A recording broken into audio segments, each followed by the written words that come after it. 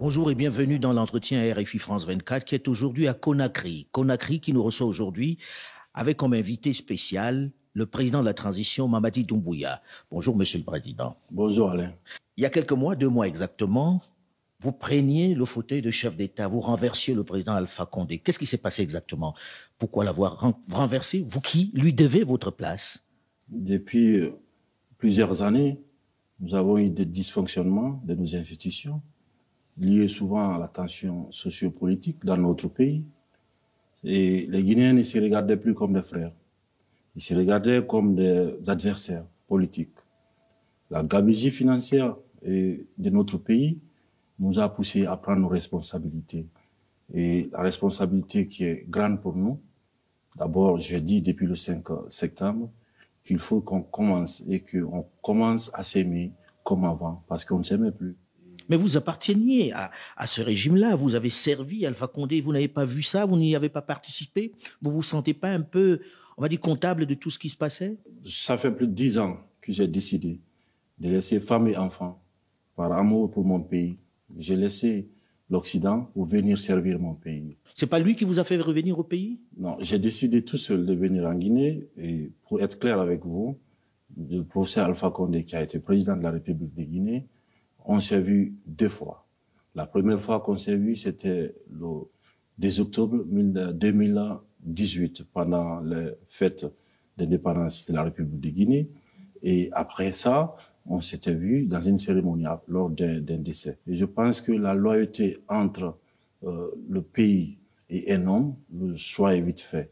Et je pense que je suis pas venu pour servir un homme, j'étais venu pour servir la République de Guinée. Et en tant que soldat, je pense que ma mission était de servir la République.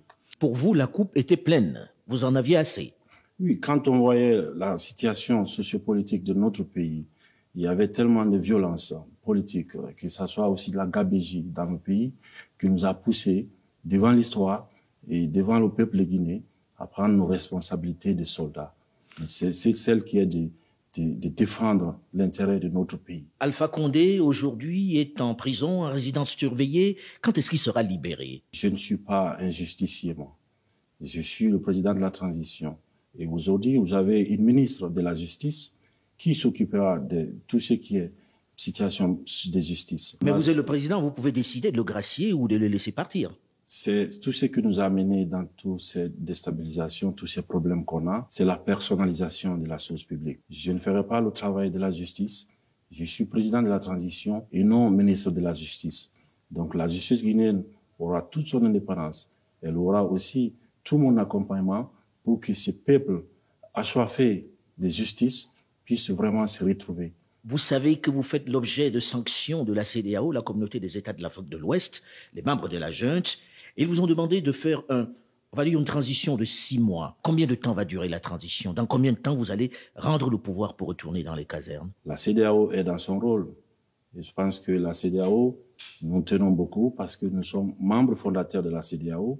Nous sommes un pays qui est panafricaniste, qui comprend aussi que la CEDEAO a de la fermeté, à savoir les prises du pouvoir par l'armée. Mais nous ne sommes pas des politiques. Nous venons tout simplement rendre le pouvoir au peuple de Guinée, qui, à travers le Conseil national de transition, qui est on est en train de mettre en place depuis, pourra décider au nom du peuple de Guinée. Pour vous, c'est la CNT qui doit décider de la durée de la transition? Il faut qu'on soit en cohérence avec ce qu'on dit. Nous avons dit qu'on donne le pouvoir au peuple de Guinée, parce que nous voulons mettre en place un système qui pourra résister aux tentations des hommes. Et pour ce faire, nous laissons au peuple de Guinée, où le CNT aura toutes les composantes. Au Conseil national de la transition. Au Conseil national de la transition, il y aura toutes les composantes de la nation qui seront représentées au CNT. Le CNT, pour nous, est l'organe législatif qui pourra décider du chronogramme, c'est-à-dire faire le point, le diagnostic, à savoir nos problèmes qu'on a, et comment trouver des remèdes à ces problèmes-là, parce que les problèmes sont connus, c'est la personnalisation de la chose publique. Nous, êtres humains, nous allons tous disparaître, mais c'est les systèmes qui resteront, c'est le pays qui va rester. D'où le CNT a pour mission de réécrire les textes, c'est-à-dire la Constitution. Une nouvelle Constitution Ça ne sera plus une constitution copier-coller des pays. Nous allons mettre à plat tous nos problèmes et écrire une constitution adaptée aux problèmes de Guinée pour trouver toutes les solutions nécessaires pour l'émergence de notre pays. Mais comment vous mettez en place ce Conseil national de la transition? Par des votes, par quoi? Qui est choisi et sur quels critères? Vous savez, il y a un ministre de l'administration du territoire qui, depuis lors, nous avons fait des communiqués, à savoir le dépôt de tout ce qui est candidature. Nous avons donné des places à toutes les composantes de la vie guinéenne. Ils vont tous être pris par leur probité morale et par leurs compétences, parce que le CNT ne sera pas un regroupement pour qu'on puisse venir discuter et sans avancer. Nous allons envoyer des gens au CNT qui aiment encore ce pays et qui veulent aller en avant, qui veulent bien sûr rassembler les Guinéens. Et parce que je tiens beaucoup au mot rassemblement, parce que j'ai décidé aussi, il faut que ça soit clair, à ce que les Guinéens eux-mêmes puissent prendre en main leur destin, à savoir s'entendre, s'écouter, parce qu'on ne s'écoutait plus dans ces pays. On était très divisés. Très, très divisés.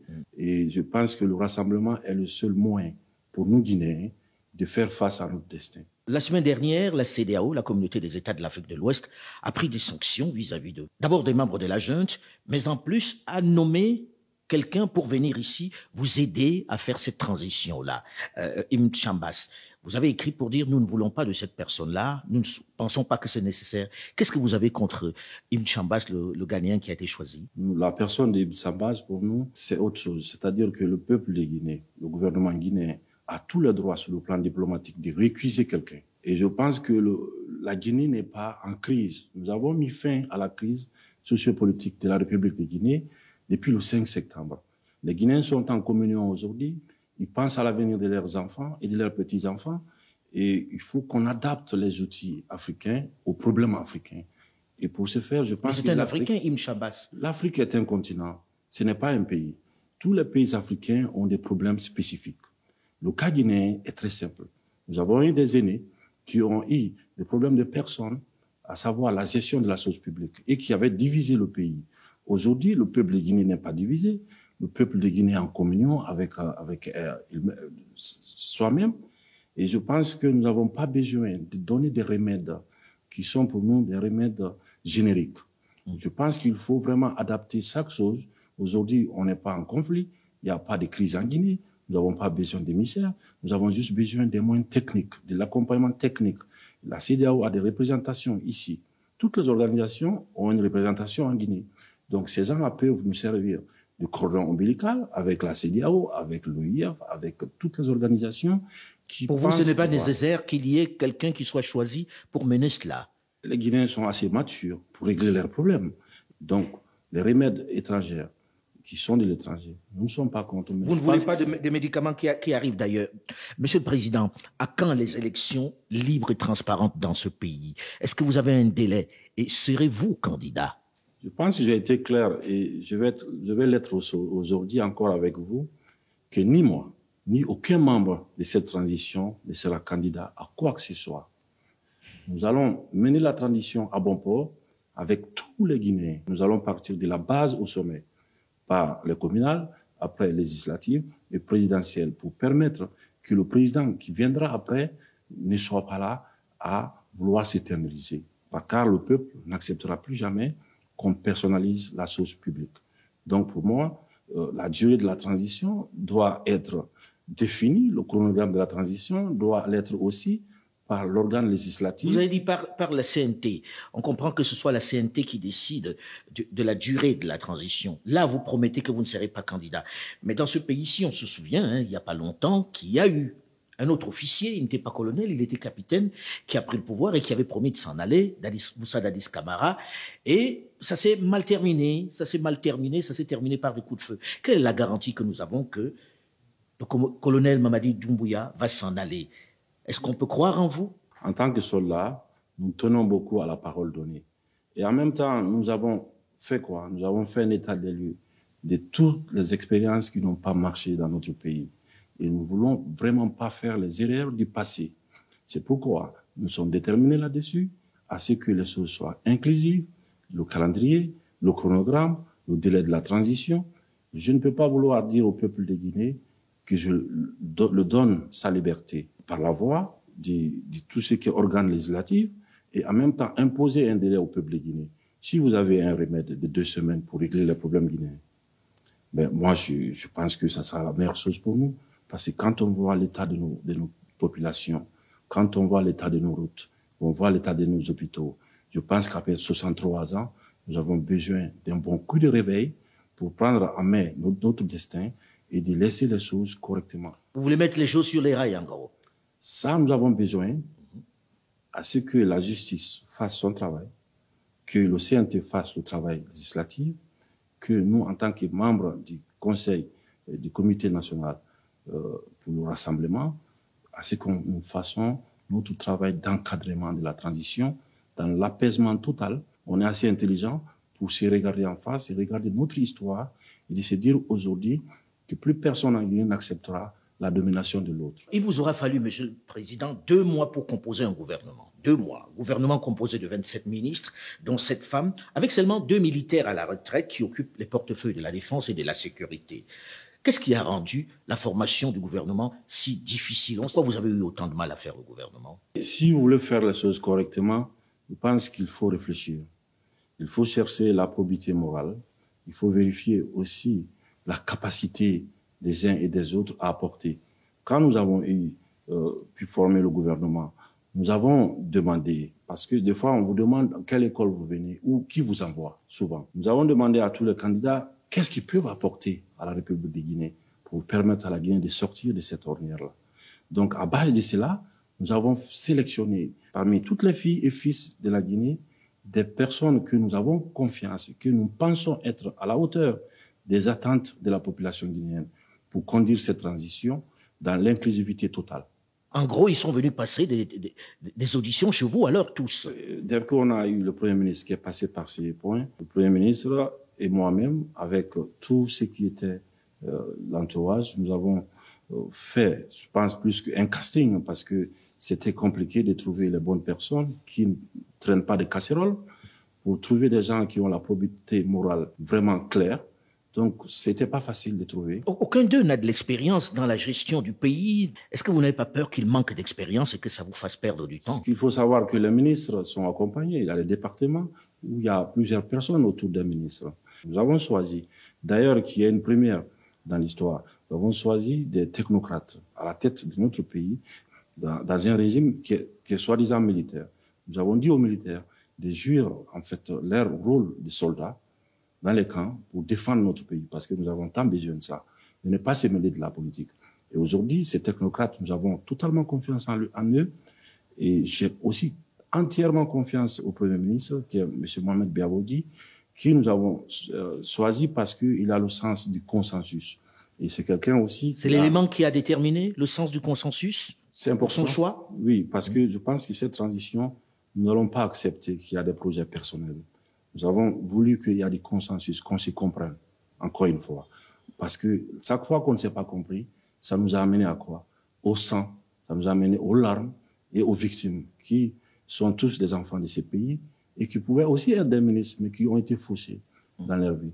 Donc je pense que le Premier ministre Mohamed Biabogui, qui est quelqu'un qui a une grande expérience à l'international et qui est un homme de consensus, peut aider le gouvernement guinéen aujourd'hui à sortir de cette ornière-là.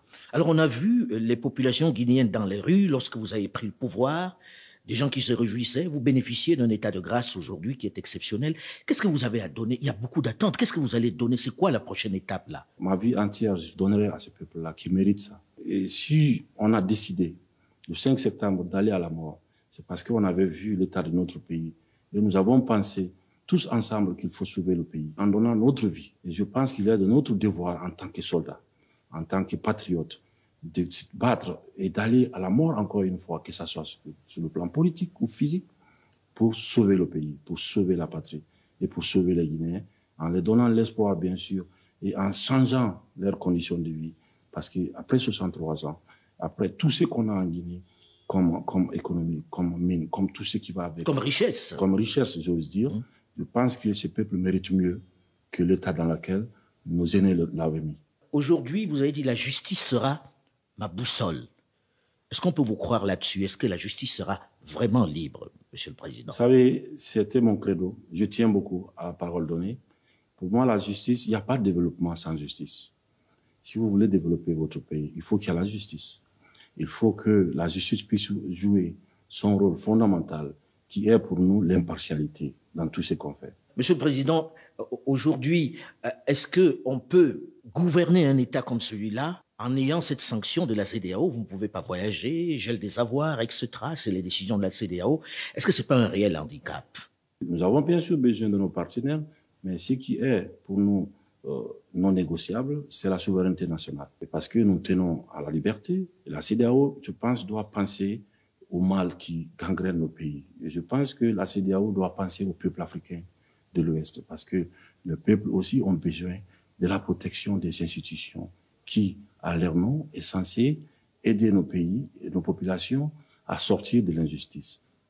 Mais est-ce qu'on peut gouverner sans sortir du pays? Vous ne pouvez pas voyager et on a gelé vos avoirs. Je fais don de moi, ça fait des années que je n'ai pas pu sortir de la Guinée. Je suis en Guinée, je me sens mieux en Guinée que n'importe où. Je n'ai pas besoin de voyager. Ce que j'ai juste besoin maintenant, c'est de me concentrer en Guinée sur nos problèmes, pour trouver des solutions à nos problèmes.